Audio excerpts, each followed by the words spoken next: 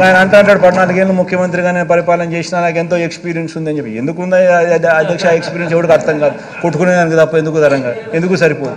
మాకేం ఎక్స్పీరియన్స్ లేకపోయినా కానీ ఈ రకమైన నెంబర్స్తో ఈ రకమైన ఫిగర్స్తో we are showcasing that how best we can ఈ మాదిరిగా ఎలా పరిపాలన చేయగలుగుతామని మేము చూపిస్తూ ఉన్నాం.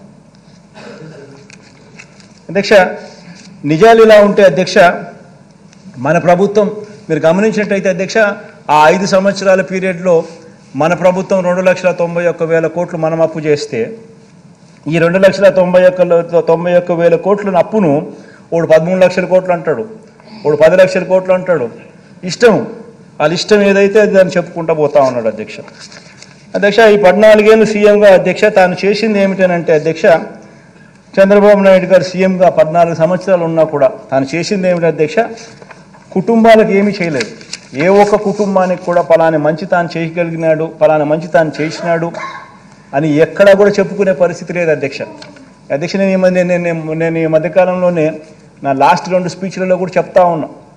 ప్రతి ఇంటికి వెళ్ళమని చెప్తా ఉన్నా, ప్రతి ఇంటికి వెళ్ళి అడగమని చెప్తా ఉన్నా, 10 సంవత్సరాల బ్యాంక్ అకౌంట్ తీసుకోమని చెప్తా ఉన్నా. ఆ ఇంట్లో ఉన్న ఆ లబ్ధిదారుడు ఆ ఇంట్లో ఉన్న ఆ అక్క చెల్లెమ్మలు 10 సంవత్సరాల వాళ్ళ బ్యాంక్ అకౌంట్ వాళ్ళే తీసుకొని చంద్రబాబు నాయుడు 5 సంవత్సరాల బ్యాంక్ అకౌంట్ డీటెయిల్స్ మన 5 సంవత్సరాల మన పరిపాలనలో ఉన్న బ్యాంక్ అకౌంట్ డీటెయిల్స్ వాళ్ళనే చూడమని చెప్తా ఉన్నాం. చంద్రబాబు నాయుడు గారు 5 సంవత్సరాల కాలంలో కనీసం ₹1 అయినా వాళ్ళ బ్యాంక్ అకౌంట్కు చేరిందా అని చెప్పి వాళ్ళని అడగమని చెప్తా ఉన్నాం. అదే ఈ ప్రభుత్వ హయాంలో మన ప్రభుత్వ హయాంలో ఎన్ని లక్షల రూపాయలు ఆ బ్యాంక్ అకౌంట్లలో డబ్బులు పడిందో వాళ్ళనే అడగమని చెప్తా ఉన్నాం, వాళ్ళనే గమనించమని అడుగుతాం. అధ్యక్ష బాబు చేసిన ఆ అప్పుల్లో అధ్యక్ష మరి అదే రాష్ట్రం అదే బడ్జెట్ కేవలం మారిందల్లా ఒక ముఖ్యమంత్రి మాత్రమే మారాడు అధ్యక్ష. మరి అదే రాష్ట్రం అదే బడ్జెట్ అయినప్పుడు కేవలం మారిందల్లా ఒక ముఖ్యమంత్రి మాత్రమే మార్పు మాత్రమే జరిగినప్పుడు అప్పుల గ్రోత్ రేటు కూడా అప్పటికంటే ఇప్పుడు తక్కువ ఉన్నప్పుడు మరి ఎందుకు ఈ ప్రభుత్వ హయాంలో ఎందుకు ఈ మాదిరిగా ప్రతి అక్కచెల్లమ్మ కుటుంబానికి ఇంత మంచి జరిగింది? ఎందుకు గత 5 సంవత్సరాల్లో చంద్రబాబు నాయుడు గారి హయాంలో మనకన్నా ఎక్కువ అప్పులు చేసి కూడా గ్రోత్ రేట్ ఆఫ్ అప్పులు మనకన్నా కూడా ఎక్కువ చేసి కూడా ఎందుకు చంద్రబాబు నాయుడు గారు చేయలేకపోయారు అని చెప్పి ప్రతి ఒక్కరూ కూడా ఆలోచన చేయాలని చెప్పి ఈ సభ ద్వారా ప్రజలందరినీ కూడా కోరుతా ఉన్నారు అధ్యక్ష. ఆ డబ్బులన్నీ ఎవరి జోబీ లేకపోయాయి అని చెప్పి కూడా ప్రజలందరూ ఆలోచన చేయాలి అధ్యక్ష. ఈరోజు నేను గర్వంగా కూడా చెప్తా ఉన్నాను, ఆధార్ నెంబర్తో సహా బ్యాంక్ అకౌంట్ డీటెయిల్స్ సహా చెప్తా ఉన్నాను. 2,55,000 కోట్ల రూపాయలు ఎవరెవరికి ఇచ్చినాము, ఏ ఆధార్ నెంబరు, ఏం బ్యాంక్ అకౌంట్, ఏం డీటెయిల్స్ అని చెప్పగలుగుతా ఉన్నాం. మరి చంద్రబాబు నాయుడు గారి హయాంలో ఎందుకు చేయలేకపోయాడు? ఈ డబ్బులన్నీ ఎవరి జోబీ లేకపోయాయి? ఈనాడికి ఎంత పోయింది, ఆంధ్రజ్యోతికి ఎంత పోయింది, TV5కి ఎంత పోయింది, చంద్రబాబుకి ఎంత పోయింది, జన్మభూమి కమిటీస్కి ఎంత పోయింది, దత్తపుత్రుడికి ఎంత ఇచ్చినాడు? ఇవన్నీ కూడా ప్రజలు ఆలోచన చేయమని చెప్పి నేను కోరుతా ఉన్నాను అధ్యక్ష.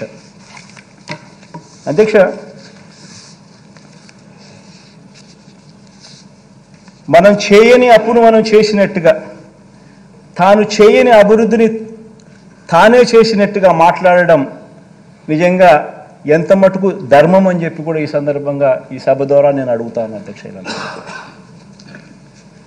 అధ్యక్ష అంతటి ప్రతికూల పరిస్థితిలో కూడా అధ్యక్ష ఎంతో చిత్తశుద్ధితో, ఎంతో పట్టుదలతో, ఎంతో నిబద్ధతతో అధ్యక్ష రాష్ట్రంలో రైతన్నలకు, రాష్ట్రంలో పిల్లలకు, రాష్ట్రంలో అక్కచెల్లెమ్మలకు, రాష్ట్రంలో అవ్వాతాతలకు, రాష్ట్రంలోని సామాజిక వర్గాల సంక్షేమం కోసం అడుగులు ఏ రకంగా ముందుకు వేశామో ఈ 5 సంవత్సరాల మన పరిపాలనే ఒక నిదర్శనంగా హిస్టరీ విల్ ఆల్వేస్ రిమెంబర్ అని చెప్పి కూడా ఈ సందర్భంగా నేను చెప్తాను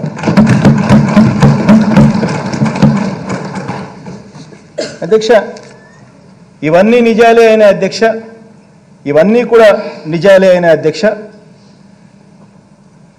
కేంద్ర ప్రభుత్వం నుంచి వస్తాయన్న నిధులు ఆశించినంతగా రాకపోయినా అధ్యక్ష, బాబు చేసిన వల్లమాలిన అప్పులను, ఆ అప్పులకు సంబంధించిన వడ్డీలు అసలు కట్టుకుంటూ కూడా అధ్యక్ష మరో వంక కోవిడ్ కారణంగా దాదాపు 2 ఆర్థిక సంవత్సరాలు పూర్తిగా ఆదాయాలు తగ్గి ఖర్చులు పెరిగిన పరిస్థితులు ఉన్నప్పటికీ అధ్యక్ష ఏ కారణము చూపించలేదు. ఇవన్నీ కారణాలు ఉన్నాయి అని చెప్పి ఎగరగొట్టడానికి అన్ని కారణాలు చూపించి ఏది కూడా ఎవరికి కూడా మంచి చేసే విషయంలో ఎక్కడా కూడా ఎగరగొట్టలేదు అధ్యక్ష. ఎన్ని కారణాలున్నా కూడా, ఎన్ని ఇబ్బందులున్నా కూడా, ఎన్ని అవస్థలున్నా కూడా ప్రతి పేదవాడి ముఖంలో చిరునవ్వును చూడాలనే ఈ ప్రభుత్వం అడుగులు ముందుకు వేసింది అని చెప్పి చెప్పడానికి గర్వపడుతున్నాను. ఇచ్చిన ప్రతి మాట అధ్యక్ష నిలబెట్టుకుంటూ ఏకంగా 99% హామీలను మేనిఫెస్టోలో చెప్పినటువన్నీ కూడా అమలు చేసి ప్రతి మేనిఫెస్టోను కూడా ప్రతి ఇంటికి తీసుకొని పోయి దాన్ని చూపిస్తూ ఈరోజు ఆశీస్సులు అందుకుంటా ఉన్న ప్రభుత్వం మనది మాత్రమే అని చెప్పడానికి కూడా గర్వపడతాను అధ్యక్ష. కాబట్టి అధ్యక్ష ఇంటింటి ఆర్థిక వ్యవస్థను మనం మార్చగలిగాం. పేద కుటుంబాలకు వీలైనంత అండగా నిలబడగలిగాం.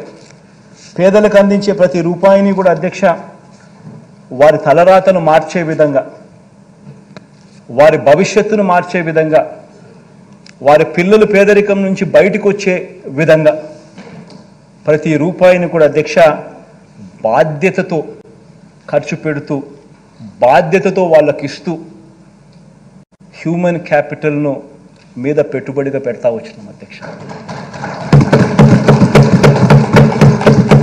అధ్యక్ష మీరే ఆలోచించండి అధ్యక్ష, మీరే ఆలోచన చేయమని అడుగుతా ఉన్నాను. ఇక్కడ ఉన్న వాళ్ళందరినీ కూడా ఆలోచన చేయమని అడుగుతా ఉన్నాను. ప్రజలందరూ కూడా దీన్ని చూస్తా ఉన్న ప్రజలందరూ కూడా ఆలోచన చేయమని కోరుతా ఉన్నాను. ఏ ప్రభుత్వం అయినా కూడా 5 సంవత్సరాల పాలన చేసి 5 సంవత్సరాలలో ప్రజలకు చెడు చేసిందని కానీ, మంచి చేయలేదని కానీ, మేనిఫెస్టోలో ఇచ్చిన వాగ్దానాలు అమలు చేయలేదని కానీ ప్రతిపక్షం నమ్మితే నిజంగా నమ్మితే అలాంటి పరిస్థితుల్లో అధికార పార్టీని ఎదుర్కోవడానికి ప్రతిపక్షాలన్నీ ఏకం కావాల్సిన అవసరం ఏముంది అధ్యక్ష?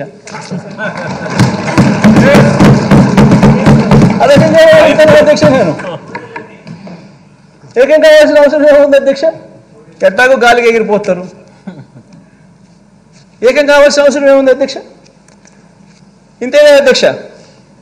జాతీయ పార్టీతో కూడా ప్రత్యక్షంగా ఒకరితోనూ, పరోక్షంగా మరొకరితోనూ, జాతీయ పార్టీలతో కూడా అధ్యక్ష అవగాహన కుదుర్చుకొని కుట్రలతో పరువు దక్కించుకోవాల్సిన పరిస్థితిలో ఈరోజు మన ప్రతిపక్షం ఉందంటే దాని అర్థం ఏమిటి అధ్యక్ష? ఆలోచన చేయమని అడుగుతా ఉన్నా. ఇంతమందిని ఏకం చేసి ఇన్ని కుట్రలు పన్ని, ఇన్ని ఈనాడు, ఆంధ్రజ్యోతి, TV5 ఇంతమంది, ఇన్ని పార్టీలు, ఇన్ని కుట్రలు, ఇన్ని కుతంత్రాలు, ఇన్ని పొత్తులు, ఆ పక్క చూస్తే అర్జునుడు ఒకడు. ఆలోచన చేయమని అడుగుతాను అధ్యక్ష. ప్రతిపక్షం బలపడలేదు అధ్యక్ష. అభివృద్ధి చేసిన అధికార పార్టీకి తిరుగు లేదు అధ్యక్ష. దీని అర్థం ఇదే అధ్యక్ష, దీని అర్థం ఇదే. అందుకనే ఇవన్నీ జరుగుతూ ఉన్నాయి అధ్యక్ష. ప్రజల్లో వారు లేరు కాబట్టి ప్రతిపక్షం కుట్రలను, పొత్తులను ఆశ్రయించింది అధ్యక్ష. పొత్తులతో పాటు అబద్ధాలని, మోసాలని కూడా నిజంగా ఆశ్రయించడం అన్నిటికన్నా దారుణం అధ్యక్ష.